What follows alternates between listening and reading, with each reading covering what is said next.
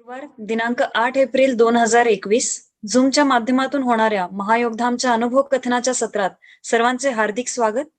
सद्गुरू sir, भाभीजी, अनिताताई यांच्या चरणी आत्मवंदन. उपस्थित सर्वांचेही मनापासून स्वागत. अनिताताईंना विनंती करते पुढील सत्रास सुरुवात करावी. नमस्कार.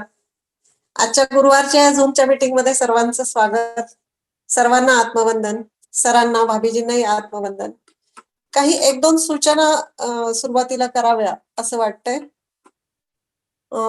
ज्या ज्या साधकांना झूमच्या मीटिंगला जॉईन व्हायचंय, एक तर मोठ्या संख्येने जॉईन झालं पाहिजे आणि वेळेवरती पुढच्या गुरुवारी 5:30 आपण आपली मीटिंग सुरू करणार आहोत. प्रत्येक वेळी असं होतं की 5 मिनिटं थांबावं लागतं, 7 मिनिटं, 8 मिनिटं. जेही कोणी नवीन जॉईन होणार असतील तर आणि साधक, त्या सगळ्यांनी ही वेळेचं बंधन पाळावं. वेळेचं बंधन अशासाठी की महायोगधामची परंपरा अशी आहे की इथे प्रत्येक कार्यक्रम, सरांनी जी शिस्त लावलेली आपल्याला, प्रत्येक कार्यक्रम हा वेळेवरती आपला सुरू होत असतो. पण झूम मीटिंगच्या बाबतीत असं होतं की खूप कमी संख्या असेल जॉईन होणारी आणि उशिरा जसं जमेल तसं जर जॉईन होत असतील तर मग कार्यक्रम सुरू करायला उशीर होतो. तर आणि त्याच्यामुळे त्याचा परिणाम असा होतो की पुढचा आपलाच वेळ जातो, संपायला वेळ लागतो आणि मग तोही आपलाच वेळ असतो. त्याच्यामुळे वेळेवरती जॉईन होण्याचं बंधन सगळ्यांनी पाळावं. दुसरी एक महत्वाची गोष्ट अशी सांगायची आहे की आपलं युट्यूब चॅनल जे आहे महायोगधाम.आळंदी, ज्याच्यावरती आपण सरांच्या भक्तीच्या सिरीज दर आठवड्याला आपण प्रसारित करत असतो. हे जे अनुभव कथन होतं दर गुरुवारचं, तेही आपण रेकॉर्डिंग नंतर आपण युट्यूब वरती टाकतो. तर ते चॅनल सर्वांनी जास्तीत जास्त सबस्क्राईब करायचं. त्याची व्ह्यूअरशिप वाढली पाहिजे आणि जास्तीत जास्त लोकांपर्यंत ते पोहोचलं पाहिजे, एवढी अपेक्षा सगळ्यांकडून आहे. आता आजच्या अनुभव कथनाकडे आपण वळणार आहोत. आज अनुभव कथन करणार आहे रुपाली फंड चव्हाण. पुण्यावरून ती अनुभव कथन करणार आहे. खरं तर तसं तिचं माहेर परभणी आहे. तिचं संपूर्ण कुटुंब म्हणजे माहेरचं जे कुटुंब आहे ते सगळे साधक आहेत. नरहरी फंड हे तिचे वडील आहेत. काही दिवसांपूर्वी दुबईहून डॉक्टर स्वाती फंड समुद्रे हिनी अनुभव कथन केलं होतं.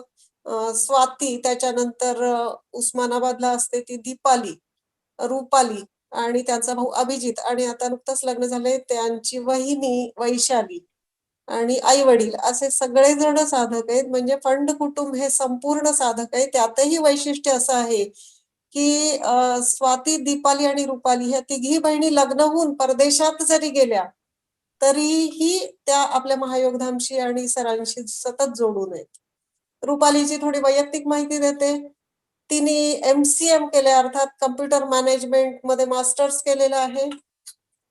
आर्ट टीचरचा डिप्लोमा तिने केलाय. त्याच्याशिवाय फॅशन डिझायनिंग तिने केलेलं आहे. ग्राफिक अॅनिमेशनचा कोर्स तिने केलेला आहे. जे फॅशन डिझायनिंग तिने केलंय त्याचा लिटिल चेरी नावाचा एक ब्रँड, लहान मुलांच्या, विशेषतः लहान मुलींच्या कपड्यांचा, ती चालवते. त्याच्यासाठी फक्त ऑनलाईन काम ती करते.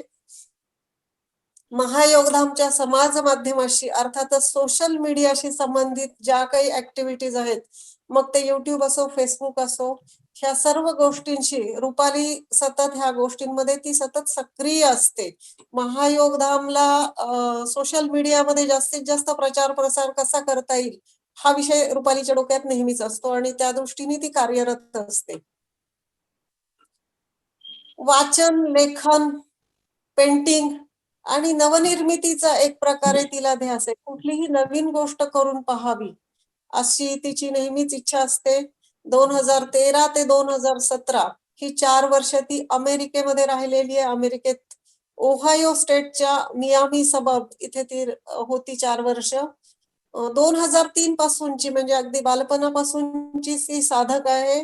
परभणीमध्ये असताना क्रियायोगाचे वर्गही तिने घेतलेले आहेत आणि आता अनेक गोष्टींशी आपल्या महायोगधामच्या ती जोडली गेलेली आहे. आजचं तिच्या अनुभव कथनाचं वैशिष्ट्य असं आहे, अनेक काही गोष्टी अशा ह्या 2-3 दिवसांमध्ये घडल्या कोरोनाशी संबंधित, आणि त्याच्यामुळे आपला जो शेड्यूल्ड प्रोग्राम आहे किंवा शेड्यूल्ड अनुभव कथन आहे त्याच्यामध्ये अनेक अडचणी येत गेल्या. त्याच्यामुळे एक प्रकारे थोडं अर्जंटली म्हणा किंवा इमर्जन्सी मध्ये रुपालीला तिने स्वतःचा अनुभव कथन स्वतःचं लहान बाळ आजारी असतानाही रेकॉर्डिंग केलंय. कारण ऑनलाईन तिला आता त्यावेळेस बोलणं शक्य नाहीये म्हणून तिने रेकॉर्डिंग केलंय आणि ते रेकॉर्डिंग आपण आपल्याला पाठवलेलं आहे. सरांच्या विषयी एक कविता तिने केलेली आहे. ती कविता वाचून दाखवावी अशी तिची इच्छा आहे. कारण मला असं वाटतं रेकॉर्डिंग मध्ये ते बोलण्याचा बहुतेक तो भाग राहिलेला आहे. तिचं रेकॉर्डिंग जे आहे ते 2 भागामध्ये आहे. शीतल ते प्ले करेल. त्याच्यापूर्वी मी तिने जी कविता केली आहे ती वाचून दाखवते. कवितेचं शीर्षक आहे श्री सद्गुरु माऊली. कर्परा माता साक्षी देहरूपी ही शक्ती अवतरली निवळी गावी. स्मित हास्य मोहक क्षणात आम्हा विरघळून टाकी. माधव रूपी प्रेम याऊनी वेगळे असेल का काही. हो आराध्य दैवत आमुचे एकच परमपूज्य श्री सद्गुरु माऊली. जिथे विज्ञान संपते तिथे अध्यात्म चालू होते सांगे सद्गुरु माऊली. कुंडलिनी शक्ती जागृत करून देई साधकास अनुभूती. एक तरी ओवी अनुभवावी मटविले ज्ञानेश्वरी. तो अनुभव देणारी एकमेव आमची सद्गुरु माऊली. हो आराध्य दैवत आमचे एकच परमपूज्य श्री सद्गुरु माऊली. संत नवे देवच आम्ही उघड्या डोळ्यांनी पाहतो. रक्त मन बुद्धी शुद्ध जो साधक तोच हे जाणतो. कलियुगात साधकास बोट धरुनी सरळ मार्गे चालवती ती शक्ती. हो आराध्य दैवत आमुचे एकच परमपूज्य श्री सद्गुरु माऊली. शब्द चुकले तर क्षमा असावी वाटण हरपावी एवढी एवढी कृपा असू द्यावी. साष्टांग दंडवत आमुच्या सद्गुरु माऊली चरणी. हो आराध्य दैवत आमुचे एकच परमपूज्य श्री सद्गुरु माऊली. रोपट्याला तप ओवाळून तुम्ही वटवृक्ष बनवावे. सळसळणाऱ्या पाना पानात फक्त स्मरण तुमचे असावे. तुम्हास जाणावे एवढी सुबुद्धी आम्हा मिळावी. हो आराध्य दैवत आमुचे परमपूज्य श्री सद्गुरु माऊली. ही रुपालीने केलेली कविता सादर केली आपल्या पुढे. आता शीतलला मी सांगेन की शीतल रुपालीचं जे रेकॉर्डिंग आहे ते प्ले करावं. सरांना, भाभीजींना, कीर्तीबाबी, अनिताताई, सर्व साधक आणि जे ऐकणारे आहेत किंवा जे ऐकतील नंतर त्या सर्वांना माझा आत्मवंदन. माझं नाव रुपाली फंड चव्हाण. माहेर परभणी, सासर बीड. सध्या राहायला पुण्यामध्ये चिंचवडमध्ये येते.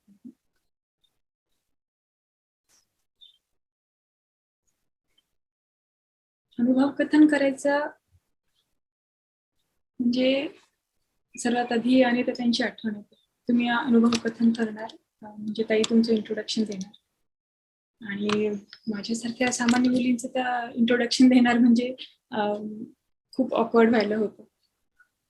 आणि त्यांची ही जी कला आहे ती मला अजून शिकायची आहे की त्यांच्यासारख्या एवढ्या मोठ्या व्यक्तीने माझ्यासारख्या एखाद्या सामान्य मुलीचं इंट्रोडक्शन देणं म्हणजे माझ्यासाठी खूप मोठी गोष्ट आहे. आणि ताई त्यांच्या या गोष्टीमध्ये मला सरांचं प्रतिबिंब दिसतं. मला एक प्रसंग आठवतो. मी शाळेत असेल साधारणतः 8वी-9वी. त्यावेळी परभणीमध्ये जे प्रसिद्ध व्याख्याते आहेत प्राचार्य शिवाजीराव भोसले यांचं व्याख्यान होतं परभणी येथील स्टेडियम येथे. विषय मला आठवत नाही पण पप्पा आणि आम्ही सगळेजण त्या व्याख्यानाला गेलो होतो. अतिशय प्रभावी त्यांचं बोलणं तुम्ही सर्वांनी ऐकलंच असेल आणि मीही त्यावेळी अत्यंत प्रभावित झाले होते. त्यानंतर मला वाटतं आपली साधिका मंजू बोरीकरचं लग्न होतं आणि तिच्या लग्नामध्ये प्राचार्य शिवाजीराव भोसलेही आले होते आणि सरही होतेच. तर आम्ही अगदी शाळेत मला वाटतं साधारण 9वी किंवा 10वीला असू तर बरेचसे माझ्या वयाचे त्यावेळेचे साधक तिथे उपस्थित होते मंजू ताईच्या लग्नासाठी. तर सरांनी आम्हा सगळ्यांची एकेकाची ओळख करून दिली की हे आमचे साधक आहेत. म्हणजे एवढ्या मोठ्या व्यक्तीला सर स्वतः एवढं मोठं व्यक्तिमत्व असताना आमच्या अगदी छोट्या मुलांची, ज्यांना कोणी गृहीत धरत नाही, अशांची ओळख सर स्वतः त्यांना करून देतात. म्हणजे ही साधारण गोष्ट नाहीये. जिथे आम्हाला आमचे वर्गातले मुलं-मुली, वर्गमित्र सोडून बाकी कुणी ओळखत नाही. त्यांना सर आमची ओळख स्वतः त्यांना करून देतात. त्यावेळी असं कळलं की ती ओळख आमची नव्हे, ती ओळख त्या साधक शक्तीची आहे. सरांनी ती जी शक्ती आमच्यामध्ये ट्रान्सफॉर्म केलेली आहे, त्या शक्तीची ओळख आहे. म्हणजे इफ यू आर अ साधक, you are definitely special because sir has transformed his power into us. आणि ती आपली स्पेशालिटी आहे.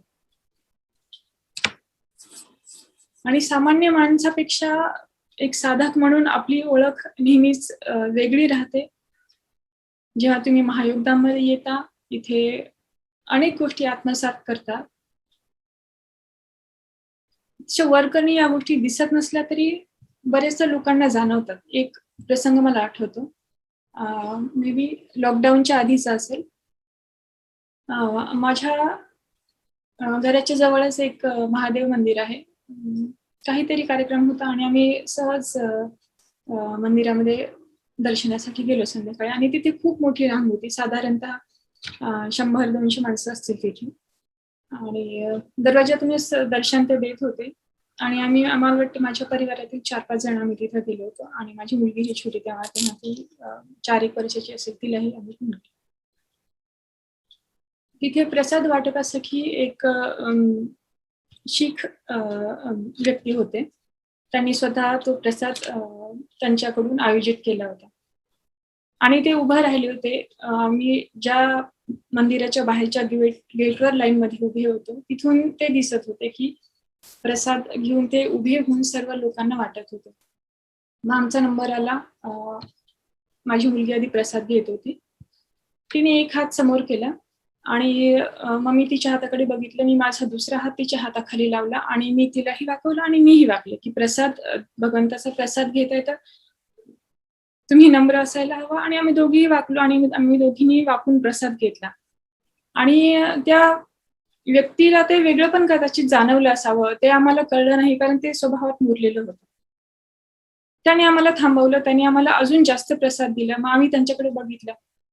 ते मला म्हटले की मी सकाळपासून लोकांना प्रसाद देण्यासाठी इथे उभं आहे, पण लोकांची प्रसाद घेण्याची पद्धत मला पटली नाही. म्हणजे प्रसाद घेताना लोकांचं प्रसादाकडेही लक्ष नाही. एक हात समोर करून भिकाऱ्यासारखा प्रसाद मागतायत, प्रसाद घेताना बोलतायत. कुठेही नम्रता नाहीये, कुठेही ग्रॅटिट्यूड नाही की तुम्ही भगवंताचा प्रसाद घेताय. तुमच्यामध्ये ह्या गोष्टी कशा आल्या? तो स्वतः म्हणला की मुझे ऐसा लगता है आप में कुछ तो अलग बात है. मैंने ऐसा कभी नहीं देखा. दिन भर में सुबह से 100 से ज्यादा लोगों को प्रसाद दे रहा हूँ. झुक के दोनों हाथ आगे खड़े करके आप भगवंत का प्रसाद ले रहे हो. आप में कुछ तो बात है. तर मी त्यांना फक्त एवढंच म्हटलं की आमच्या सद्गुरूंनी ही गोष्ट आमच्यामध्ये मुरवली आहे, आणि म्हणून आमच्या सरांचं हे मुरवलेलं ही जी गोष्ट आहे ती तुम्हाला, तुमची नजर अगदी तशी आहे म्हणून ते तुम्हाला तसं दिसत असेल. आणि तो अगदी म्हणजे तो म्हटला की माझ्या दिवसभराचा प्रसाद मी लोकांना वाटण्याची मला आता धन्यता वाटली की अरे कुणीतरी आहे की ज्याला ह्या प्रसादाची गरज आहे, आणि तो त्या प्रसादच्या भावनेने तो ते प्रसाद ग्रहण करतोय. आणि त्याने आम्हाला अक्षरशः हात जोडले. आम्ही मंदिराच्या बाहेर येईपर्यंत तो आम्हाला बाहेरपर्यंत सोडायला लागला. त्याच्यामुळे जेव्हा तुम्ही साधक म्हणून आहात तर त्या गोष्टी वरकरणी दिसत नसल्या तरी तुमचं वेगळेपण सगळीकडे जाणवतं. मी महायोद्धामध्ये 2003 साली 11 एप्रिलला मला सरांकडून दीक्षा मिळाली. त्याआधी 1-2 वर्ष आधी परतनी सरांकडे जेव्हा परभणीमध्ये ज्ञानेश्वरी सर सांगायचे, तेव्हाही आम्ही सुरुवातीला कधी कधी जायची. सर्वात सुरुवातीला माझे वडील फंडा सर ते ज्ञानेश्वरीला जायचे. ते कसं जॉईन झाले ते मी थोडक्यात सांगते की माझे काका, माझ्या मावशीचे मिस्टर ॲडव्होकेट देसाई मोरे काका, ते सुरुवातीला ज्ञानेश्वरीला जायचे. जिंतूरहून येऊन ते परतणी सरांकडे ज्ञानेश्वरीला जायचे आणि त्यांची बस जिथे उतरायची तिथून आमचं घर जवळ होतं. ते आमच्या घरी यायचे, थोडा वेळ थांबायचे आणि पप्पांना कन्व्हिन्स करायचे की तुम्हीही चला. आणि पप्पा डिनाय करायचे. असं किती महिने चाललं ते मला आठवत नाही, पण मोरे काकांनी पप्पांना कन्व्हिन्स करणं सोडलं नाही. आणि एक दिवस असा आला की पप्पाही ज्ञानेश्वरीला गेले आणि साहजिकच सरांचं बोलणं ऐकल्यावर पप्पांनीही जायला चालू केलं. इव्हेंच्युअली आईनी, दोन्ही बहिणींनी आणि नंतर आम्ही जायला सुरुवात झाली. त्यानंतर बोकण्णा काकांकडे काही वर्षांनी त्यांच्या नव्या हॉलमध्ये ज्ञानेश्वरी चालू झाली आणि तिकडेही आम्ही ज्ञानेश्वरीला जायचो. सोमवारीच जो वार ठरलेला असायचा, आम्ही संध्याकाळी निघालो की सगळ्यांना कळायचं की तुम्ही ज्ञानेश्वरीला चाललाय का? आम्ही सांगायच्या आधीच लोक नंतर म्हणायला लागायचे, अरे सोमवारनं तुम्ही ज्ञानेश्वरीला जाताय. हो.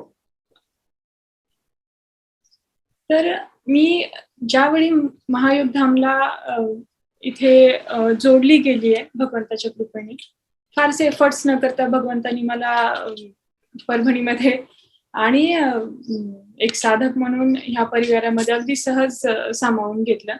मी आणि माझा भाऊ अभिजित खंड, ह्या दोघांना एकाच दिवशी साधना मिळाली. ते कसं की एक एप्रिलचं रामनवमीचं शिबिर होतं 2003 सालचं आणि मला वाटतं घरातले सगळेजण त्यावेळी जाणार होते आणि मग मलाही फार तीव्र इच्छा झाली की अरे सगळेजण आळंदीला शिबिरासाठी जात आहेत, आपणही का नाही जावं. मग मी पप्पांकडे इच्छा व्यक्त केली की पप्पा मी पण येऊ का? पप्पा म्हटले तुम्ही जा, सरांना विचारा, सरांकडनं परवानगी घ्या. सरांनी परवानगी दिली तर तुम्ही येऊ शकता. मग सर बोरीकर काकांच्या घरी जेव्हा मार्गदर्शन व्हायचं तिथे सर येणार होते. मग आम्ही सरांना भेटायला गेलो. साधारणतः 11वीला मी असेन आणि माझा भाऊ अभिजित 8वीला असेल. आणि आम्ही गेलो, मग ते सरांकडे असं असं बसलो तिथे समोर जाऊन. आता एवढे मोठे व्यक्तिमत्व काय बोलणार, आम्ही बसलो. सर म्हटले हा, अगदी सहज म्हटले हा बोला, काय रुपाली असं म्हटले. म्हटलं सर आम्हाला पण आळंदीला यायचंय. सर हसले. मग म्हटले हा या म्हटले आळंदीला. आणि आम्ही दोघेही एवढे खुश, आम्ही बाकी काहीही न बोलता तिथून लगेच घरी गेलो, तयारीला लागलो आणि आळंदीच्या त्या शिबिरेला आलो. आणि 3 एप्रिलला मला आणि माझ्या भावाला दोघांनाही साधना सरांनी दिली. सरांनी ती जी कृपा केली, मी असं म्हणेन की that is the best thing in my life which has ever happened. साधारणतः सामान्य मनुष्याच्या आयुष्यात असं असतं की मला हे मिळालं ते मिळालं. तुम्हाला जर विचारलं की तुमच्या आयुष्यात घडलेली कोणती घटना आहे की ती अगदी अविस्मरणीय आहे तुमच्यासाठी, तर मी म्हणेन की मला ज्या दिवशी साधना मिळाली ती माझ्यासाठी अगदी अविस्मरणीय गोष्ट आहे. आणि महायोगधाम मध्ये मी अजूनही जोडली गेलेली आहे. This is the best phase of my life. जसं सर सांगतात की जोडून राहा, तर ही गोष्ट मला अजून तरी जुळलेली आहे की मी शक्यतो होईल तेवढं जोडून राहायचा प्रयत्न करते आणि चुकांमधलं अंतर कमी करा असं जे सांगतात त्यात तोही करण्याचा मी प्रयत्न करते. जसं वारकरी जे वारीला जातात दरवर्षी पंढरपूरला, त्यातले काही वारकरी अशी कट्टर असतात की ज्या वर्षी ते वारीला आले नाहीत असं समजून जायचं की ते या जगात नाही. तसं मी म्हणेन की जर if you don't find me in Mahayogdan, you won't find me anywhere else. I be here till the last breath of my life. कारण मला जसं कळतंय तसं आयुष्यातल्या प्रत्येक फेजमध्ये मी असो किंवा माझी फॅमिली मेंबर्स असो, सरांनीच आम्हाला उभं केलंय. किंवा काही फेज असे असतात की तिथे सर्व्हाइव्ह करणंही अवघड असतं आणि सरांनी त्याच फेजमध्ये आम्हाला फर्म ठेवलं, आम्हाला उभं केलं, आमचं लाईफ चालू ठेवलं. त्यातलं एक उदाहरण सगळ्यात आधी मी सांगते की जे असा एकही दिवस नाही की हे मी विसरत नाही. तुमच्यापैकी बऱ्याच जणांना माहिती असेल की फंड सर माझे वडील परभणीचे जे आपले साधक आहेत. माझा पूर्ण परिवार साधक आहे. माझे आई वडील स्वाती, डॉक्टर स्वाती, तिचं अनुभव कथन तुम्ही ऐकलं, जी सध्या दुबईला असते. दुसरी बहीण दीपाली आणि माझा भाऊ अभिजित आणि माझ्या भावाचं नुकतंच लॉकडाऊन मध्ये लग्न आहे झालेलं आहे. त्याची ही मिसेस वैशाली. तर आमचा पूर्ण परिवार साधक आहे. तर पप्पांचं ऑपरेट झालेलं, बायपास ऑपरेट झालं होतं.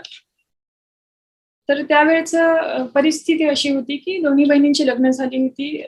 मी फारशी मोठी नव्हते, भाऊ लहानच होता. आणि पप्पांना एकदम बरं वाटत नव्हतं. त्यावेळी मी तिथे नव्हते. मी माझ्या बहिणीकडे उस्मानाबादला होते. आणि मे बी सरांना ते कळालं असावं. आणि मग पप्पांना ब्लड प्रेशर वाढलं किंवा ते जे सिम्पटम्स होते अटॅकचे ते मे बी यायला सुरुवात झाली होती. पप्पा परतानी सरांकडे केले होते चेकअपसाठी. आणि मी त्यावेळी उस्मानाबादला होते. तर त्यावेळी मलाही एक 8 दिवसापासून असं जाणवत होतं की काहीतरी होणार आहे, काहीतरी म्हणजे something is not right with some of my family member. पण ते कोण आणि काय हे कळत नव्हतं. हे असं 8 दिवस चालू राहिलं. म्हणजे 8 दिवस मला झोप नाही आली, काही नाही. फक्त एकच माझ्या डोळ्यासमोर होतं की काहीतरी बरोबर नाहीये, काहीतरी चुकीचं होत आहे आणि होणार आहे. भीती नव्हती, पण ते जाणवत होतं की काहीतरी होतंय, काहीतरी होतंय. मग ते कॅल्क्युलेशन, ते जे क्लूज लागत होते त्याचं कॅल्क्युलेशन करेपर्यंत 8-9 दिवस झाले. आणि ज्या दिवशी मला कळालं की something is not good with my father, त्या दिवशी मी घरी फोन केला आईला की अगं आई, पप्पांची तब्येत चांगली आहे का? आई मला म्हटली हो चांगली आहे. पप्पा बाहेर गेले. आणि त्या दिवशी पप्पा परतानी सरांकडे ऍडमिट झालेले होते. मग मी परत फोन केला शेजारी, तर मला कळलं की पप्पा घरी नाही, पप्पा हॉस्पिटलमध्ये आहेत. आणि त्याच मोमेंटला मी माझ्या बहिणीकडून परभणीला यायला निघाले. मी तिथून येऊन परतणी सरांच्या हॉस्पिटलमध्ये जाईपर्यंत सर तिथे पोहोचलेले होते. आणि पप्पांची सिच्युएशन बघून सरांनी पुण्याला त्याच्या दुसऱ्या दिवशी आळंदीचं जे शिबिर होतं त्यावेळीच पप्पांचं ऑपरेट करायचं सरांनी डिसिजन घेतलेलं होतं.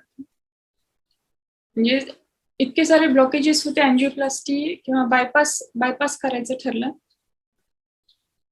सर्व डिसिजन एक सद्गुरू सर म्हणून सरांनी सर्व डिसिजन घेतला.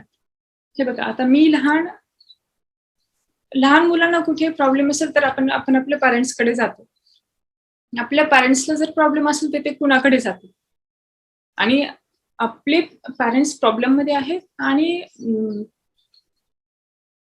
आपण ते सॉल्व्ह करू शकत नाही. मग यू नीड समवन्स हेल्प. मग ते सायकोलॉजिकल असो, फायनान्शियल असो किंवा अजून कुठलीही असो, तुम्ही कुणाकडे जाणार? तुम्ही कलियुगात आहात. तुमचा परिवार, रक्ताचा परिवार, रक्तबंधनाचा परिवार कितीही मोठा असो, अशा फेसला you cannot expect anyone's help because people don't. त्यावेळी फक्त एकच साधक परिवार आणि सद्गुरू सर यांची जी कृपा होती, त्या कृपेमुळेच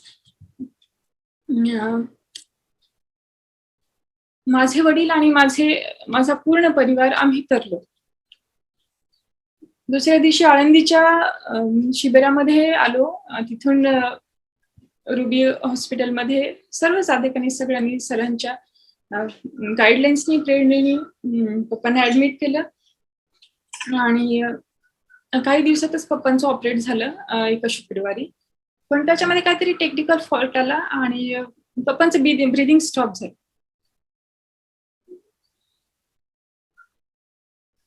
मग नेक्स्ट डे परत ऑपरेट करायचं ठरलं.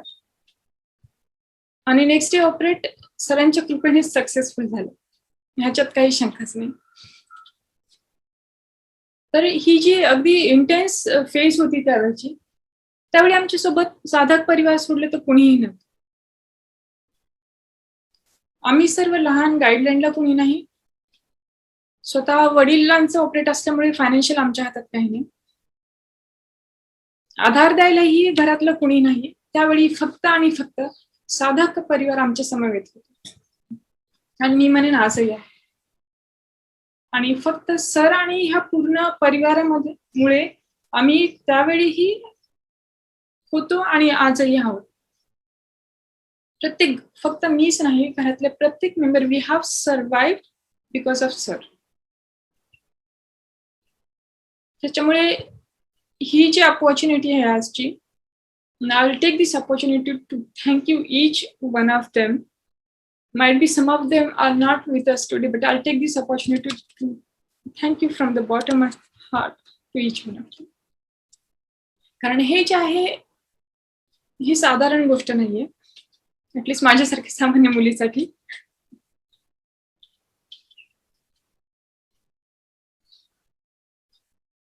अशा एक नाही अनेक अनुभव आहेत की, आणि त्या पंच ऑपरेट दरम्यान सरांनी आम्हाला काही प्रयोग दिले करायला. ते आम्हा सर्वांनी जुळवले आणि आम्ही त्या फेज मधून त्या प्रयोगांमुळे सरांच्या प्रेरणेने बाहेर आलो.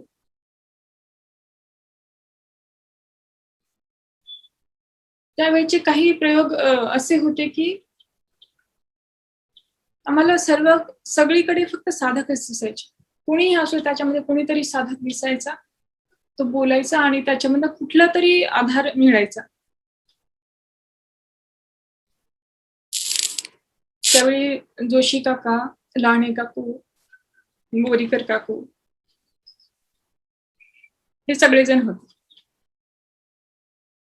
त्या प्रत्येकांची त्यावेळीची वाक्य मला आजही आठवते.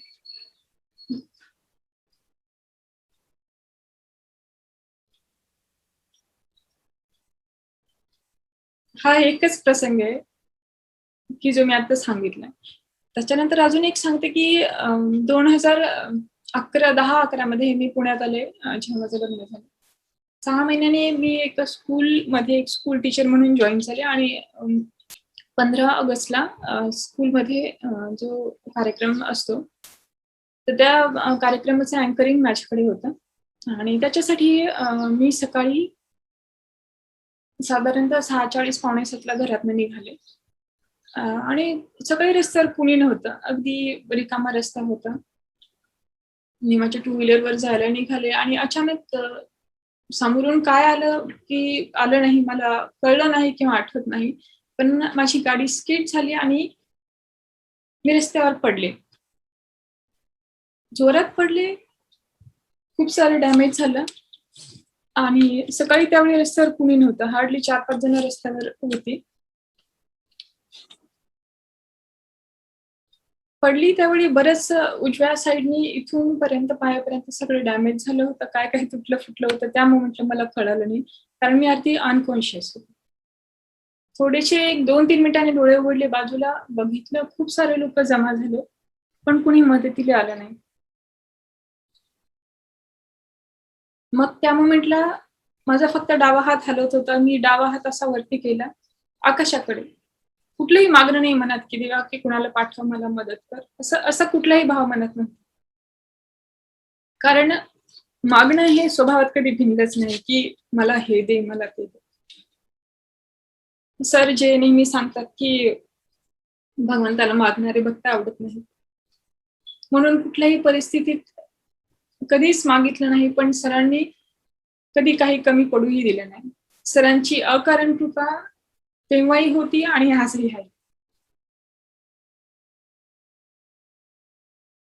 तर त्यावेळी लोक जे उभे होते ते सगळे बघत होते आणि 1-2 मिनिटांनी माझे डोळे बंद झाले आणि उघडले. मग एक समोर 2-3 साधक दिसले, एक प्रयोग जुळला असावा आणि साधक दिसले, ते खाली उतरले. त्यांनी मला त्यांची नावं सांगितली. मी नावं इथे सांगत नाही कारण त्यातले काही साधक मे बी असं आपल्यासोबत नाही. ते आले, त्यांनी मला उठवलं, माझी गाडी एका साईडला पार्क केली आणि अगदी हॉस्पिटलच्या समोरच जिथे ऍक्सिडेंट झाला होता तिथेच हॉस्पिटल होतं मोठं. तिथे त्यांनी मला नेऊन ऍडमिट केलं इथे जे बरेचसे डॅमेज आहे, स्टिचेस वगैरे हे त्यावेळेचेच आहेत. इकडे हा पूर्ण भाग डॅमेज झाला होता. इथे सगळं स्वेलिंग आलं होतं, पूर्ण हात पाय सगळं बरंचसं डॅमेज होतं त्यावेळी. आणि मग त्यांनी मला तिथे हॉस्पिटलला ड्रॉप केलं. मग आता बरेच त्याला पैसे लागणार होते, तर माझ्या पर्समध्ये एक ATM कार्ड होतं आणि फार तर 500 रुपये होते.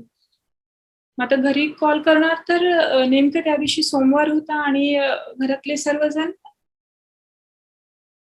महादेवाच्या दर्शनासाठी भीमाशंकरला गेले होते. मदतीला घरी फोन करून बोलवलं तर घरात कोणी नाही. स्कूलमध्ये फोन करा तर ऑलरेडी सगळा स्टाफ तिथे एंगेज होता, कारण माझा जो पार्ट होता अँकरिंगचा तो अजून कुणाला तरी घ्यावा लागणार होता. मग मी फक्त त्या डॉक्टरांना फोन करायला सांगितलं की माझ्या स्कूलमध्ये फोन करून सांगा की माझ्यासाठी वेट करू नका, मला आज यायला जमणार नाही. मग त्यांनी फोन करून सांगितलं आणि ते जे 2 साधक व्यक्ती माझ्यासोबत होती, ती माझ्यासोबतच थांबली. आणि मग मी त्यांना म्हटलं की माझं बिल राहिले करायचं, कुणाला तरी फोन करा. मग आता कुणाला फोन करणार? ह्यांच्या एका मित्राला फोन केला मिस्टरांच्या, तर तेही घरी नव्हते, म्हणजे त्यांना यायला वेळ लागणार होता. म्हणजे मी तिथून डिस्चार्ज जरी घेतला तर जायचं कुठे हाही माझ्यासाठी प्रश्न होता. आणि दवाखान्यात ते डॉक्टर गडबड करत होते की आता तुमचं झालंय, स्टिचेस वगैरे टाकून तुम्ही जाऊ शकता. मग शेजारच्या काकूंनी त्यांच्या मुलाला पाठवलं आणि त्यांच्या समवेत मी घरी आले आणि त्यांनी त्यांच्या घरी मला सगळेजण माझ्या घरातले वापस येईपर्यंत तिथे थांबवून घेतलं आणि शी टूक केअर ऑफ मी. तर तो ऍक्सिडेंट ही इतका मोठा होता आणि अशा ठिकाणी कुणी मदत करत नाही. तर त्यावेळीही त्या प्रयोग सरांची कृपा आणि त्या लोकांनी मला मदत केली आणि आय हॅव सर्वाइव्ड. अजून काही मिनिट जर मी तिथे पडून नसते, अनकॉन्शियस झाले असते, तर मे बी परिस्थिती आज वेगळी असते आणि मी इथे नसते. त्याच्यामुळे हा अजून एक असा एक अनुभव आहे, इन्सिडेंट आहे की ह्या कृपेमुळे सरांनी मला यातून तरवलं.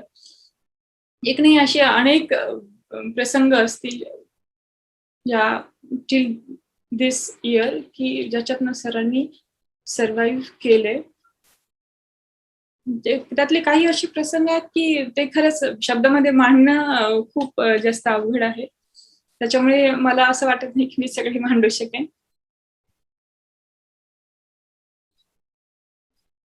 पण अजून काही अनुभव मी सांगू इच्छिते किंवा थोडंसं अजून बोलते की आपण आपल्यासारखे सामान्य माणूस महायोद्धांकडे ह्या गोष्टींकडे का आकर्षित होतो, असं जे सर सांगतात की अतिप्रीती, अतिभीती आणि अति आपत्ती, ह्या 3 गोष्टींमुळे माणूस इकडे वळतो.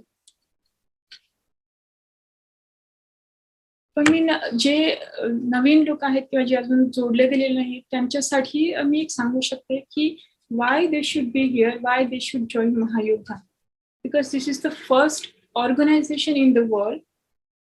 Yes, this is the first organization in the world which is open for people of all the communities. We do not discriminate in any religion, caste or any bar. ही एवढीच अशी एक महायुद्धांची संस्था आहे की जी सगळ्यांसाठी खुली आहे. तुम्ही जर पाहाल तर अनेक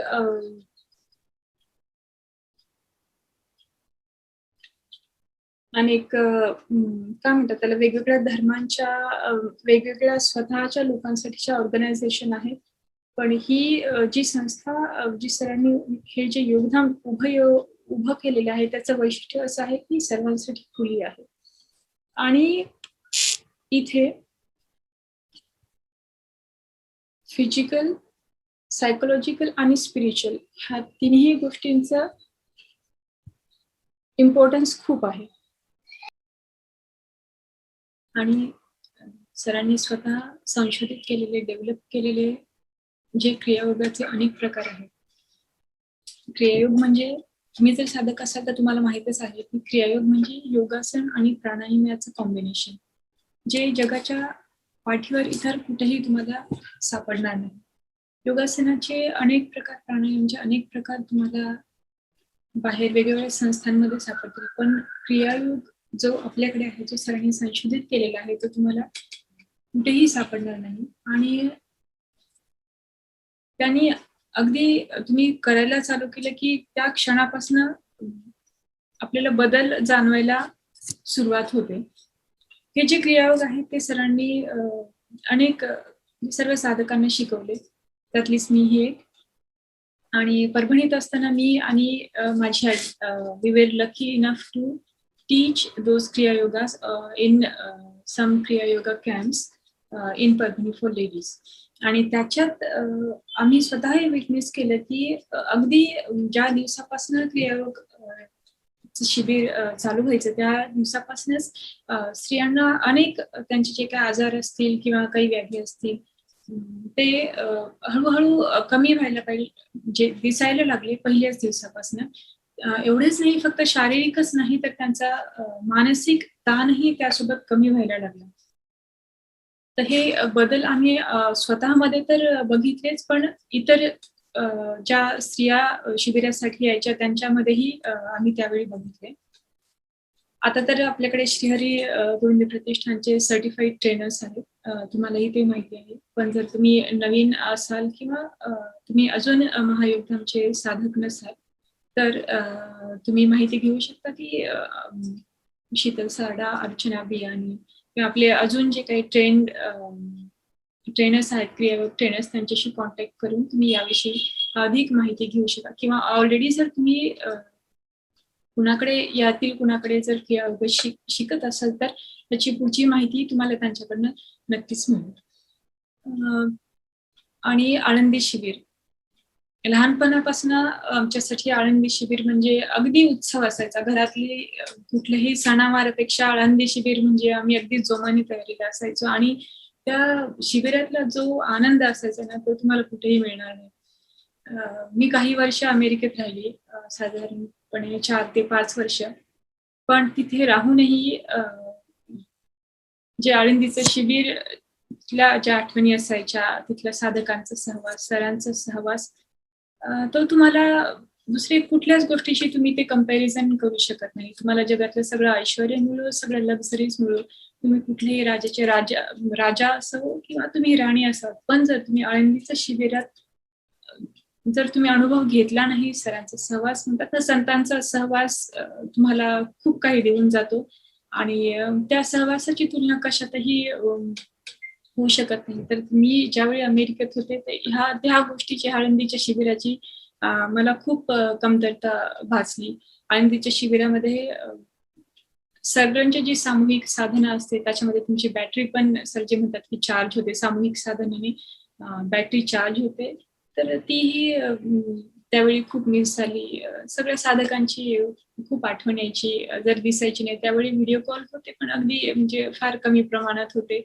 मग आळंदीचे 4 दिवसाचं जे शिबिर चालू झालं की कुणाला तरी फोन करायचा, रसू मावशी असं, अजून कुणाला मेसेज करा की काय आहे, पुढचं सेशन काय, आता काय आहे, आता काय झालं दुपारच्या सेशनला, सर काय बोलले, अजून कोण काय बोललं, संध्याकाळच्या सेशनला काय आहे, आज जेवणात काय होतं, इथपासनं कुलकर्णी काकूंच्या चहा पासनं जे दिवसाची तिथे सुरुवात होते त्याची एक एक गोष्ट प्रत्येक शिबिरातली तुम्ही विसरू शकत नाही. कारण तिथे साधकांचा सहवास आहे, ती किरणं आहेत, ही अगदी अशी पवित्र वास्तू आहे. तिथली कुठलीच गोष्ट तुम्हाला बाहेर मिळणार नाही. त्या गोष्टीचं कंपॅरिझन तुम्हाला बाहेर नाही करता येणार. त्या शिबिरात इतक्या अनेक गोष्टी आम्ही शिकलो. मी किंवा माझ्या सोबत त्यावेळी ज्या मुली किंवा मुलं असतील त्या बॅचचे, इतक्या अनेक लहान सहान गोष्टी आम्ही तिथे शिकलो किंवा आम्हाला शिकवण्यात आल्या. उदाहरण एक सांगते, बोरीकर काकांनी जसं मेन्शन केलं होतं की जेवताना आपण ताट वाढतो, ताट वाढताना सगळी ताटं एका रेषेमध्ये असावीत. ग्लास ताटाच्या डाव्या बाजूला एका रेषेत असावी. तुम्ही जर एका अँगलला उभं राहिला तर त्या सगळ्या ताटांचे ग्लास, जेवायला बसायचे ज्या मॅट आहेत त्या सगळ्यांचे अँगल्स अगदी तुम्हाला एक सुद्धा मागे पुढे नको, अगदी त्या पॅरलल लाईन्स मध्ये दिसायला हवे. नंतर जेवायला वाढताना मिठापासनं डाव्या बाजूला जी सुरुवात करायची तिथपासनं कुठून काय वाढायचं हे आम्ही आणि माझ्यासोबत त्यावेळी जे काही असतील मुलं मुली हे सर्वजण तिथेच आम्ही शिकलो. आणि ह्या सगळ्या गोष्टींचं पर्सनली सरांचं ह्या सगळ्या गोष्टींकडे लक्ष असायचं की कोणती वस्तू कुठे कशी असावी.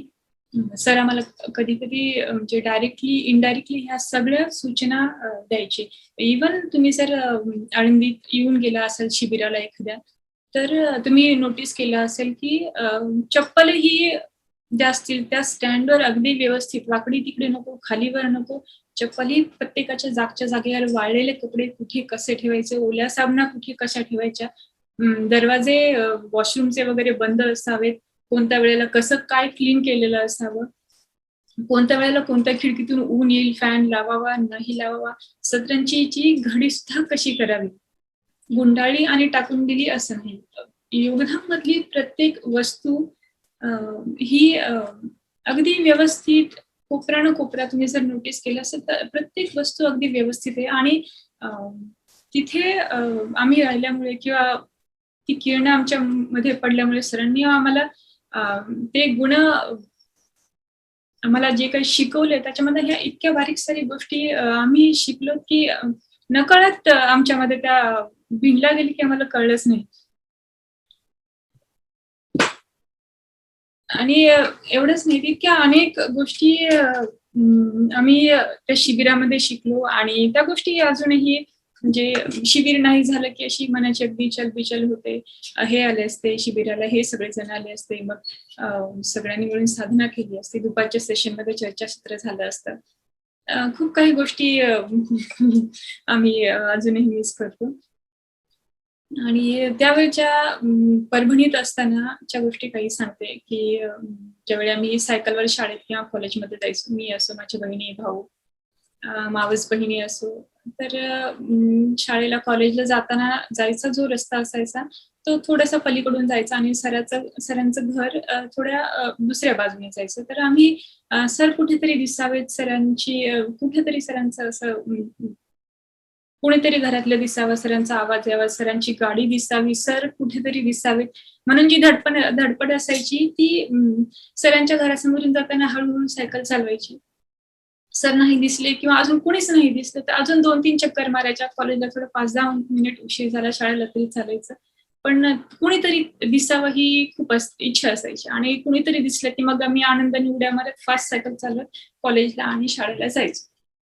प्लस जर सर कुठे दिसले की त्यावेळी म्हणजे असं तो आनंदाचा खजाना असायचा की सर मला दिसले, मग सायकल ब्रेक दाबून तिथेच थांबायची आणि सर जोपर्यंत नजरेआड होत नाही तिथेच उभे राहून सरांकडे बघायचं. आणि हे फक्त मीच नाही, माझ्या बहिणी किंवा आई कुठे बाहेर गेली असेल, आई शुक्रवारी बालाजी मंदिरात जायची आणि मंदिरातून आली की सगळे एकमेकांना सांगायला उत्सुक की सर मला दिसले, सर मला दिसले. ही खूप म्हणजे अगदी आनंदाची गोष्ट असायची की दिवसभरात तुम्हाला कुठली गोष्ट आठवणार नाही, पण सर मला आज ह्या वेळेला ह्या रोडवर ह्या गाडीवर किंवा हे कपडे घातलेले ह्या वेळेला मला इथे दिसले आणि सर इकडे जात होते.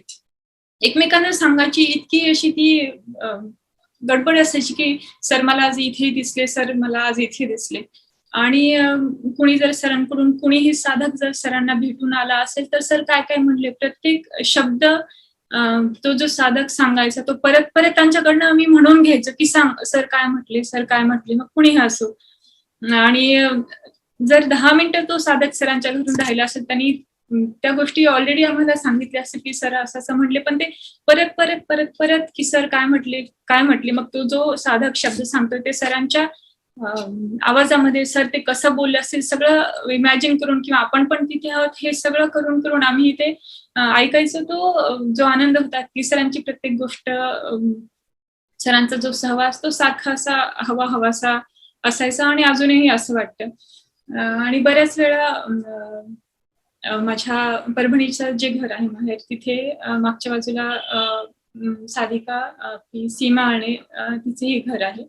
आणि ती जेव्हा कीर्तिबाबांच्या भेटीला किंवा क्रियायोगासाठी तिथे जायची सकाळी, तेव्हा ती आली की मग इतकी गडबड असायची की वरती गच्चीवरून जाऊन तिला आवाज द्यायचा किंवा मग फोन करायचा, आज काय काय झालं सांग, कोण भेटलं, सर दिसले का, सरांनी का आज काय शिकवलं, सर अजून काय म्हणले. तुला पाठीवरून थाप दिली का, सरांनी स्माइल दिली का, आणि ती जर हो म्हटली की ती स्माइल आमच्या डोळ्यासमोर अगदी तशाला तशीच उभी राहायची आणि आम्ही सगळेजण काम सोडून ते सगळं ऐकायला तिच्याकडनं परत परत परत ऐकून घ्यायचं. आणि संगीताताई लहान आहे, तीही आमच्या घराच्या अगदी जवळच राहते, म्हणजे आम्ही एकच कॉलनीमध्ये राहतो. तर तिचाही प्रभाव खूप होता माझ्यावर लहानपणापासून, कारण ती अगदी खूप साऱ्या गोष्टी अगदी नियमितपणे एक साधक म्हणून करायची. आणि संगीताताईंची आई म्हणजे लहाने काकू, त्यांचा जप त्यांनी जो अनेक कोटींमध्ये किंवा त्याच्यापेक्षा वरचा आकडा त्यांनी एका शिबिरामध्ये सांगितलं की एवढा त्यांचा जप झाला होता. तर तेव्हा आम्ही खूप लहान होतो आणि असं वाटायचं की त्या किती एवढा जप करू शकतात आणि आपण का करू शकत नाही. तर सांगायचं मला असं की इथला प्रत्येक साधक हा स्पेशल आहे. प्रत्येकाकडनं तुम्हाला काही ना काहीतरी शिकायला मिळतं जर तुम्ही तसा व्ह्यू ठेवला तर. कुणीही असो. एक उदाहरण सांगतात की एका ऋषींकडे कुणीतरी एक राजा आध्यात्मिक शक्ती किंवा असं काहीतरी साधना वगैरे मागायला आला, अशी गोष्ट सरजी सांगतात ती. तर त्या राजाने त्याची सगळी संपत्ती त्या साधूंच्या, त्या गुरूंच्या चरणी अर्पण केली आणि तो म्हटला की मला आता सगळं द्या. तर मग त्यांनी जे विचारलं की तू काय सोडून आलास, तर तो सांगतो माझी पूर्ण संपत्ती मी पाण्यामध्ये सोडून आलो. आणि तो परत परत परत परत त्याचा उल्लेख करतो की मी हे सोडून आलो, हे सोडून आलो. तेव्हा ते त्याला सांगतात की तू काहीही सोडलं नाही, ते जे तू सोडून आलास ते अजूनही तुझ्या मनात आहे. तर ह्या उदाहरणावरनं मला आपल्या एका साधकांची आठवण झाली की जेव्हा त्यांना साधना मिळाली आणि त्यांनी सरांच्या चरणी अगदी जे काय अर्पण केलं, ते मला असं वाटतं ते पहिलेच साधक असावेत. अमित तांबे सर, की मे बी त्यांनी याचा उल्लेख कुठेही केला नसेल की त्यांना जेव्हा साधना मिळाली तेव्हा त्यांचं जे समर्पण होतं ते मी अजून कुणाच दुसरं ऐकलेलं नाही. ते असो, सुरेखा तांबे असो, अगदी असे कितीतरी साधक आहेत, त्यांच्याकडे एक एक गोष्ट शिकण्यासारखी. हे दोघं इतके ग्राउंडेड आहेत, म्हणजे एवढ्या सगळ्या गोष्टी असताना इथे तुम्ही अध्यात्मासाठी वेळ काढून एवढं बॅलन्स्ड होऊन या गोष्टी करता, म्हणजे ते आर स्पेशल. त्यांच्यामध्ये खूप साऱ्या गोष्टी शिकण्यासारख्या आहेत आणि प्रत्येकाकडनं जे जे शिकता येईल ते मी शिकण्याचा प्रयत्न करते. आणि अजून एक शिबिरातला प्रसंग होता जेव्हा मी अमेरिकेला होते आणि काहीतरी प्रश्नोत्तराचा तास त्यावेळी झाला होता आणि कदाचित माझ्याचकडनं तो प्रश्न चिठ्ठीमधून आला होता आणि कुणीतरी सरांकडे पास केला होता. आणि मग मला 4-5 जणांची त्या दिवशी रात्री मेसेज आले आणि त्याच्यामधले 7-8 त्या वर्षीचे बहुधा नवीन साधक होते की ज्यांना आम्ही एकमेकांना कधीच भेटलो नव्हतो आणि त्यांना साधना मिळाली. ते नवीन साधक आहेत हे अजून मला माहिती नव्हतं, कारण बहुतेक त्या शिबिरामध्ये त्यांना साधना मिळाली असावी आणि मी अमेरिकेत होते. तर त्यांनी बऱ्याच जणांनी मला मेसेज केला की तू रुपाली आहेस का, मला तुला बोलायचंय, आम्ही व्हिडिओ कॉल करू का. मग त्यांनी सांगितलं की ते नवीन साधक काय साधना मिळाली. म्हटलं हो असं झालंय का. म्हटलं नाही, आज सरांच्या तोंडून तुझं नाव ऐकलंय की आम्हाला अगदी असं हे व्हायला लागलं की रुपाली कोण आहे. म्हटलं मी एक साधारण व्यक्ती आहे. सरांचं जे प्रेम प्रत्येक साधकावर आहे, सर आपल्याला जे फील करवतात ते एक्सेप्शनल आहे. म्हणजे आपण आपल्यामध्ये तेवढं प्रेम नसेलही, आपण ते व्यक्तही करू शकत नाही आणि आपल्याला अजून त्यातलं बरंच काही शिकायचं आहे. पण सरांचं प्रत्येक साधकावरचं जे प्रेम आहे त्याच्यात कुठेही कमी जास्तपणा नाही. त्यावेळी 1-2 साधकांना असं वाटलं की अरे सर हिचं नाव घेत आहेत, म्हणजे सर म्हणजे कुठेतरी असं बायस्ड असावेत का. तेव्हा मी त्यांना क्लिअर केलं की तुम्ही कदाचित नवीन असाल, पण सर्वांना माहिती किंवा इव्हेंच्युअली तुम्हालाही कळेलच की सरांचं प्रत्येक साधकावर किती प्रेम आहे. फक्त साधकावरच नाही, त्यांच्या पूर्ण परिवारावर सरांचं अगदी बारीक लक्ष असतं प्रत्येक बाबतीमध्ये की कोण काय करते, कोणाचं काय चालू आहे. काही साधक जरी सरांच्या भेटीला गेले नाहीत किंवा कधी फोन नाही झाला, तर जे साधक भेटायला जातात त्यांच्याकडनं सर त्या सगळ्यांची माहिती ठेवतात.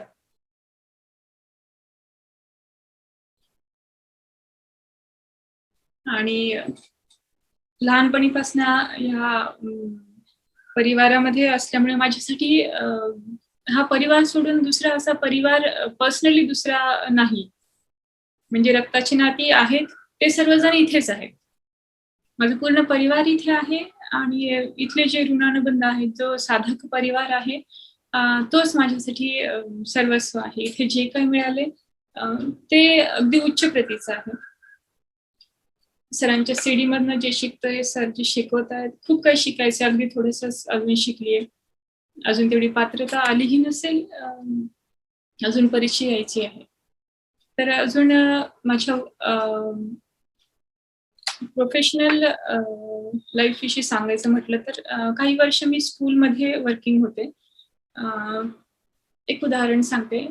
पुण्यामधलं शामराव कलमाडी हायस्कूल जी मेन ब्रँच आहे, रिप्युटेड स्कूल आहे पुण्यामधली. तर तिथे मला इंटरव्ह्यूसाठी जायचं होतं आणि माझा सब्जेक्ट होता ॲनिमेशनचं एक सॉफ्टवेअर. तिथे ऑलरेडी 9th स्टँडर्डसाठी एका क्लासमध्ये 2 टीचर्स वर्किंग होते, दोघंही मुलं होती. पण कुठेतरी त्यांचं काहीतरी कमी पडत होतं म्हणून त्यांना रिप्लेसमेंट म्हणून प्रिन्सिपलनी नवीन त्या जागेसाठी वॅकन्सी काढली होती की त्यांना कुणीतरी असा कॅन्डिडेट हवा होता की जो पूर्ण एकटा इंडिव्हिज्युअली सगळा क्लास सांभाळू शकेल. आणि ही पुण्यातली एक चांगली मोठी स्कूल आहे. तर मला असं वाटलं की चला आपण ट्राय करूया, बघूया काय होतं ते. मग इंटरव्ह्यूसाठी गेलो, डायरेक्ट क्लासमध्ये उभं केलं. मोठी स्कूल, जिथे इंटरव्ह्यू समोर डेमोसाठी उभं झालो. 60 ते 65 मुलं होती त्या वर्गातली, 9वीच्या वर्गामधली. स्मार्ट अगदी क्लास होता तो. नव्या जनरेशनची मुले हे स्मार्ट आहेत. त्या स्कूलचे ॲडमिनिस्ट्रेशन जे काही लोक असतील ते, त्या स्कूलचे principal ma'am, vice principal ma'am, class teacher आणि सब्जेक्ट टीचर एवढे सगळेजण माझ्या समोर येऊन बसले. मग मला थोडंसं असं हे झालं की अरे माझ्याच्याने होईल की नाही. जरी सगळं माहीत असलं, नॉलेज असलं, तरीही पण एक सेकंड मला असं झालं. मग मी डोळे बंद केले आणि स्मरण केलं सरांचं आणि जस्ट हॅव स्टार्टेड. आणि पहिल्या 10 मिनिटांमध्ये प्रिन्सिपल मॅम उठल्या, माझ्याकडे बघितलं, she showed me a thumbs up आणि त्या बाहेर गेल्या. मग बाकीचे सगळे क्लास टीचर सगळे, फक्त स्टुडंट्स आणि मी 30 मिनिट्स असं क्लासमध्ये टीचिंग चालू होतं. आणि पहिल्या 10 मिनिटात माझं सिलेक्शन झालं. तर आणि ती जी 2 आधीचे जे टीचर होती तेही माझ्या इन्स्टिट्यूट मधली होती की जे रिप्लेस केले गेले. त्यांनी मला नंतर विचारलं की तू असं त्यांना काय शिकवलं जे आम्हाला येत नाही आणि आमच्या जागेवर तुझं सिलेक्शन झालं. तर ह्या ज्या गोष्टी आहेत, अनेकशा आपले जे प्रयोग आहेत किंवा सरांनी जे प्रयोग दिलेले आहेत त्याचा अभ्यास करून जो विचारांमध्ये सुटसुटीतपणा येतो, जो वागण्या बोलण्यात बदल होतो, जी मनाची स्थिरता होते, चंचलता कमी होते, ह्या सगळ्या गोष्टी ह्या गोष्टींसाठी खूप कारणीभूत असतात की तुम्हाला त्या एक एक स्टेप पुढे घेऊन जातात. त्यानंतर आम्ही काही वर्ष अमेरिकेला गेलो. वापस आल्यावर मी फॅशन डिझायनर म्हणून काम चालू केलं. माझा स्वतःचा एक ब्रँड लिटल चेरीज नावाचा मी स्टार्ट केला 2017 मध्ये, जिथे फक्त लहान मुलींचे ड्रेसेस मॅन्युफॅक्चरिंग आम्ही करतो. म्हणजे मी डिझाईन करते आणि 1-2 जणी जो स्टाफ आहे ते ड्रेसेस स्टिच करतात आणि आम्ही फक्त ऑनलाईन काम करतो. तर हे सांगायचा उद्देश की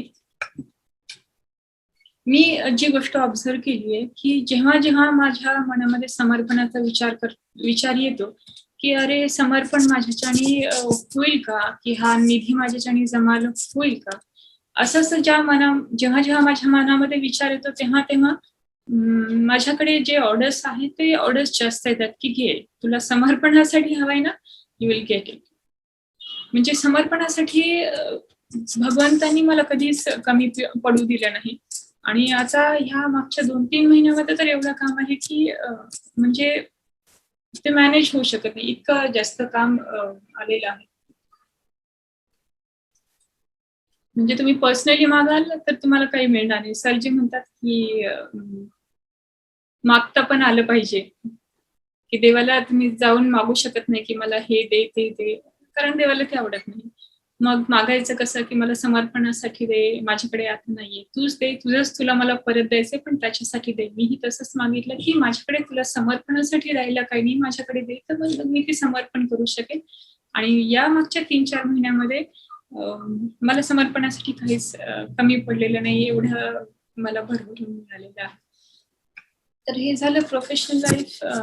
आणि पर्सनली पण खूप छान अनुभव मला आले जेव्हा मी स्कूलमध्ये वर्किंग होते, की जे अनेक प्रयोग सरांनी दिलेले मी जे गिरवायचे त्यातनं असं झालं की स्कूलमध्ये खूप सारे टीचर्स होते, पण स्टुडंट्स प्रिन्सिपल मॅमकडे जाऊन रिटर्न रिक्वेस्ट द्यायची की वी वॉन्ट रुपाली टीचर, की आम्हाला रुपाली टीचर हवी आहे.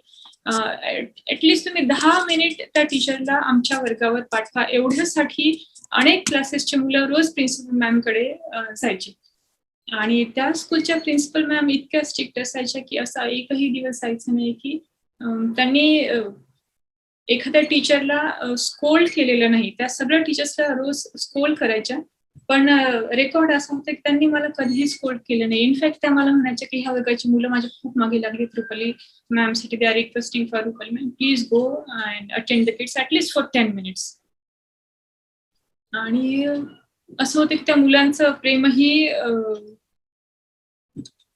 खूप मिळायचं हे सगळ्या सरांच्या प्रयोगातनं. सर जे प्रयोग सांगतात, मी म्हणेल हे प्रयोग जगात तुम्हाला कुठेही मिळणार नाहीत. ज्ञानेश्वरीतले हे जे प्रयोग आहेत ते एवढ्या उघडपणे, एवढ्या सहज भाषेमध्ये कुठेही तुम्हाला कोणीही सांगणार नाही. हे फक्त सद्गुरूच करू शकतात. आणि तुम्ही जर इथे आहात, तुम्ही जर हे प्रयोग समजून घेतले नाही, गिरवले नाही, तर तुम्ही खूप काही मोठा अमूल्य ठेवा मिस करताय. जर तुम्ही अजून साधक नसाल तर तुम्हाला गुरु आणि सद्गुरु यातला जो फरक आहे तो अजून जाणून घ्यायचा आहे. तुम्ही जर म्हणाल की आम्हाला गुरु करायचं, तसं गुरु वगैरे म्हणजे आपण काही करू शकत नाही. आपण गुरु म्हणजे जो कोणी आपल्याला काही शिकवतो तो आपल्यासाठी गुरु असतो, पण सद्गुरु हे स्वतः ठरवतात की आपल्यामध्ये पात्रता आली की आपल्याला त्या पुढच्या गोष्टी देतात. आणि सरांच्या ज्ञानेश्वरीमधून, CD मधून जर तुम्ही ऐकले असेल तुम्हाला कळालेच असेल की ज्ञानेश्वरीतले जे प्रयोग आहेत, एक तरी ओवी अनुभवावी, अनुभवणे या शब्दाचा अर्थ ज्ञानेश्वरीतले जे रहस्यमयी प्रयोग आहेत, जे सरांनी सोप्या शब्दामध्ये आपल्याला कसे करायचे अगदी डिटेल मध्ये सांगितलेले आहे, ते फक्त आपल्याला इथेच सापडते. सरांशिवाय अजून हे प्रयोग किंवा हे असं अगदी सर्व साधकांना देणं मी म्हणजे कधी कुठे बघितलेलं नाही. किंवा कुठल्याही संस्थांमध्ये, ऑर्गनायझेशनमध्ये जर तुम्ही गेलात तर पर्सनली त्या शिबिरामध्ये सद्गुरू फक्त आपल्याचकडे उपस्थित असतात. प्रत्येकावर त्यांचं लक्ष असतं प्रत्येक बाबतीमध्ये, आणि कुणाला कसं डेव्हलप करता येईल ह्या प्रत्येक गोष्टींकडे त्यांचं लक्ष असतं. आपल्याकडे इतके असे अनेक साधक होते की ज्यांना लिहिता वाचता येणंही खूप अवघड होतं, पण सरांच्या सहवासाने, सरांच्या कृपेने त्यांची इतकी डेव्हलपमेंट झाली की म्हणजे आजकाल ज्या ऍड येतात बिफोर आणि आफ्टर, त्या फक्त वेट लॉसच्या येतात. तुम्ही जर पर्सनॅलिटी बघाल की हा माणूस आधी असा होता आणि काही वर्षानंतर तो असा झाला, तर ते जे ट्रान्सफॉर्मेशन आहे ते सरांच्या पॉवर्सनी झालेलं मी बघितले माझ्या स्वतःमध्ये आणि अनेक साधकांमध्ये.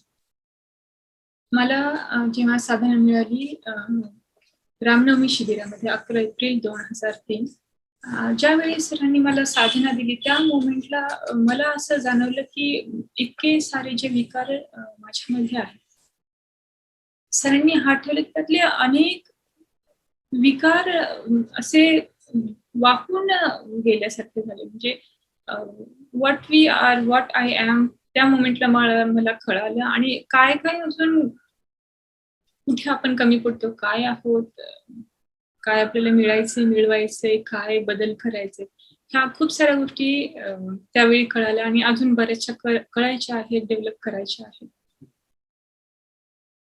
त्याच्यामुळे मला असं वाटतं की जोडून राहणं ही खूप महत्वाचं आहे. तुम्ही जर साधक आहात, आज जोडून नाहीत, काल होतात आणि आज नाहीत, तर मी म्हणेन ह्यापेक्षा दुर्दैवी गोष्ट कोणती असू शकत नाही. एवढं अमूल्य ठेव आपल्याला मिळालंय आणि आपल्याला त्याची किंमत नाही असं व्हायला नको.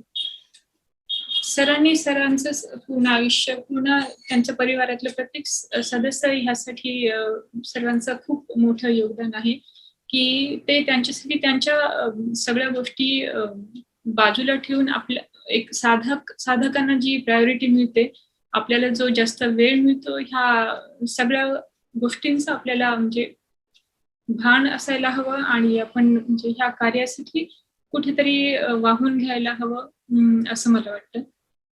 मी स्वतःही यापुढे खूप प्रयत्न करेन की जास्तीत जास्त वेळ इथे देता यावा. खरं तर आळंदी शिबिरामध्ये महायोगदान ह्या सगळ्या गोष्टी माझ्या आयुष्याचा एक भाग आहे लहानपणापासून. त्याच्यामुळे तिथे घालवलेला एक एक दिवस ह्या सगळ्या गोष्टी म्हणजे अशा इतक्या ठासून भरलेल्या आहेत की तुम्ही जर मला म्हणाल की आम्हाला सांगा, तर अगदी दिवस संपून जाईल पण ह्या गोष्टी संपणार नाहीत. सरांच्या सहवासात घालवलेले जे क्षण आहेत आणि ताई असो, आपले मार्गदर्शक असो, एक एक गोष्टी ज्या आहेत त्या अशा मनाला भिडलेल्या आहेत, त्या कुठेही म्हणजे मनातून, हृदयातून हलत नाही. मी म्हणेन की सरांनी आपल्या सगळ्यांना जोडून ठेवलेलं आहे की सरांची ही जी शक्ती आहे, सरांचं हे जे प्रेम आहे, ते सगळं आपल्या सगळ्यांना प्रेरणा देतं की एक साधकांमध्ये जो प्रेम भाव आहे तो मी माझ्या वडिलांचं जेव्हा ऑपरेशन झालं, मी जे आता सांगितलं की त्यावेळी अत्यंत जाणवलं की किती जण त्यावेळी डबा घेऊन पप्पांसाठी दवाखान्यामध्ये, रुबी हॉस्पिटलला यायचे. पण पुण्यामध्ये ह्या गोष्टी खूप अवघड आहेत. सगळ्यांची घरं लांब असतात आणि सगळेजण वर्किंग असतात, सगळ्यांचे खूप टाईट शेड्यूल असतात. त्याच्यामधूनही कितीतरी साधक भेटायला यायचे, फोनवर चौकशी करायचे, किती जण काय काय घेऊन यायचे, तिथे येऊन आम्हाला आधार द्यायचे. ह्या गोष्टी मी कधीही आयुष्यात विसरणार नाही. शिवाय माझा भाऊ अभिजित याचं लग्न मागच्या वर्षी लॉकडाऊन मध्ये झालं आणि लग्नाला फक्त मी, माझे आई पप्पा आणि मुलीकडचे काही असे म्हणजे 20 इकडचे आणि तिकडचे असेच जण होते. लॉकडाऊन झाल्यामुळे लग्न किती डिले करायचं असं जरा विषय होता. मग सरांनी जसं गाईड केलं की लग्न व्हावं आताच. मग सरांच्या गायडन्सनी ते लग्न घरीच, घराचा जो वरचा हॉल आहे तिथे संपन्न झालं. आणि विशेष म्हणजे त्या लग्नाच्या आदल्या दिवशी आता लग्नविधीसाठी जो काय जे सामान लागतं, तर ते त्या जे ब्राह्मणाला विचारायचे, ते एकच जण कॉन्टॅक्ट मध्ये होते. लॉकडाऊन असल्यामुळे कोण कुठे काही कळत नव्हतं आणि मग त्यांचा फोन नंबर सापडला तर फोन लागत नव्हता. मी अक्षरशः 1.5 ते 2 तास त्यांना फोन करत होते. त्यांचा फोन बिझी, स्विच ऑफ असा येत होता. शेवटी मी फोन बंद केला आणि इतक्यात अनिता ताईंचा फोन आला आणि त्यांचं पहिलं वाक्य होतं की काय झालं रुपाली, ब्राह्मण सापडत नाहीये का? आणि त्यांनी मला म्हणजे त्यांना काहीही न सांगता, काहीही मेन्शन न करता त्यांनी फोन केला आणि त्यांनी मला त्या लग्नाच्या विधीसाठी, विजित आणि वैशालीच्या लग्नाच्या विधीसाठी काय काय सामान लागेल ती पूर्ण लिस्ट त्यांनी मला सांगितली.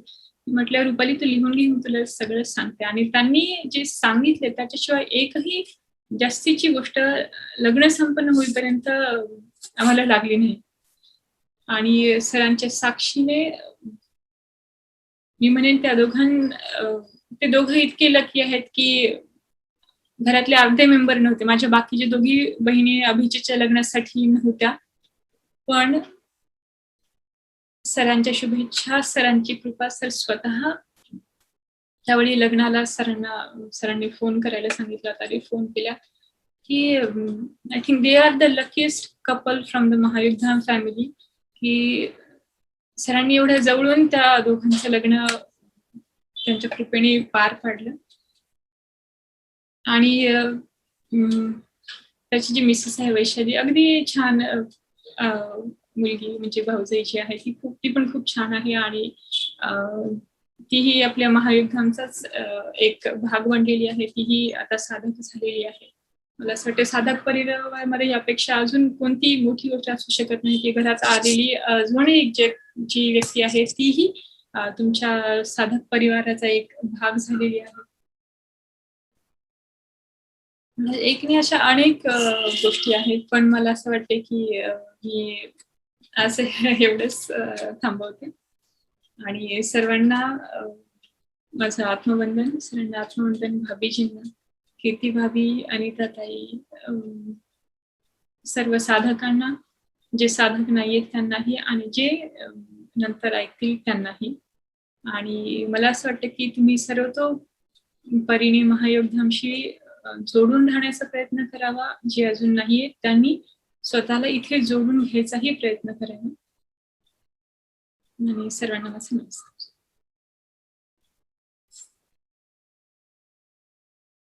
धन्यवाद रुपाली. गुरु सरांच्या परवानगीने आजचं सत्र संपवते. आत्मवंदन सर्वांना.